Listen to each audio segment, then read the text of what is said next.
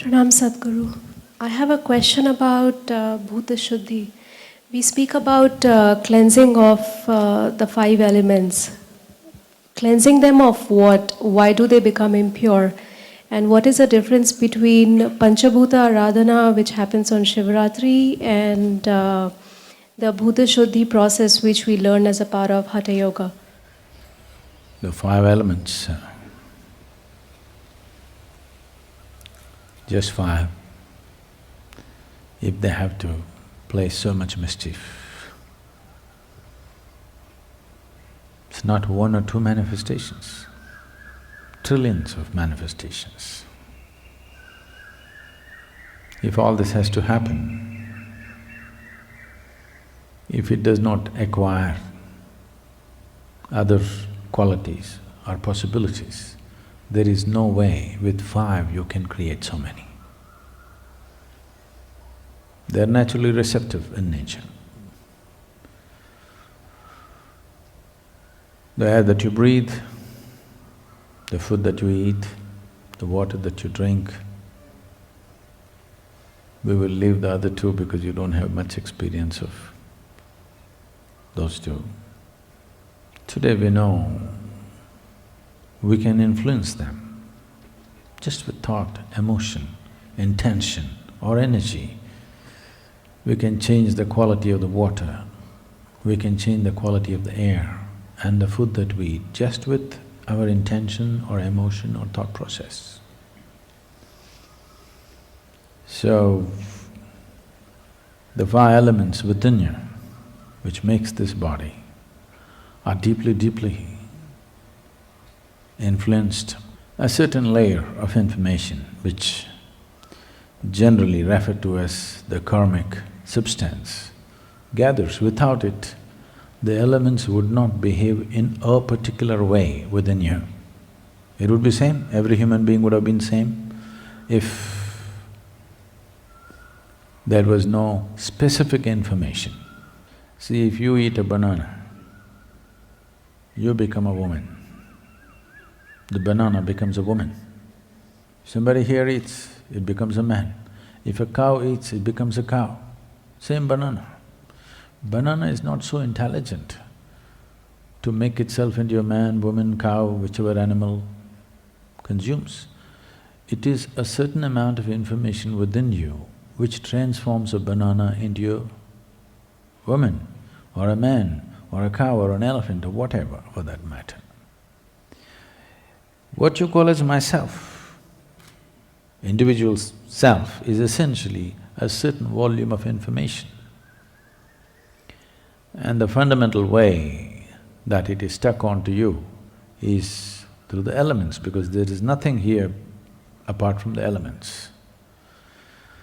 So, cleansing it is also about cleansing it and making it free of the accumulated information or the karmic substance.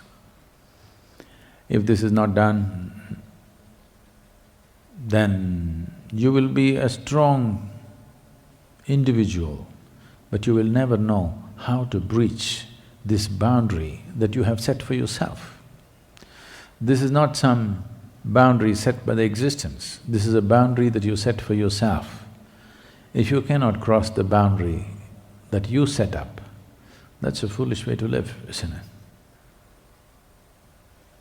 You set up a boundary without knowing why, and you can't cross it after some time. And you start claiming, this is how I am. This is, this is a common statement you hear everywhere. You ask them to cross some limitation, no, this is how I am. This is not how you are, this is what you made yourself to be. Now, cleansing becomes relevant when you want to extend yourself beyond these boundaries, when freedom and liberation becomes the goal of your life. If you want to be a concrete ball, there's no need to cleanse. There's no need to cleanse at all. So, concretization of karmic processes will make you rigid. Rigidity will bring enormous amount of suffering, enormous. You don't need a calamity to happen, you are a calamity by yourself. You do not need any external assistance. It's called self-help. Most people, when it comes to their suffering, they're all on self-help, you know. Nobody need to poke them. When was it last time that somebody physically poked you? Huh? When was it last time? Maybe when you were in school, somebody did this to you. After that, nobody is bothered about doing anything like that. Most of you, almost all of you have never been poked with a dagger or a sword, at the most a pin or a finger, nothing more. But for most of you in the last 10, 15 or 25 years, nobody has ever even poked you with a finger, because everybody is wary of you. Who's So, how much… if you look at the volume of suffering that you go through, anger, fear, hatred, jealousy, whatever else you go through, misery, whatever, how much has been caused from external agencies? How much is caused by you? If you look at it, it is a minuscule percentage which has been caused from external agencies. No, my mother-in-law said this, my boss said that. They are saying what they're saying, but they're not poking you. Physical suffering has not been caused to you from outside unless you're from Middle East.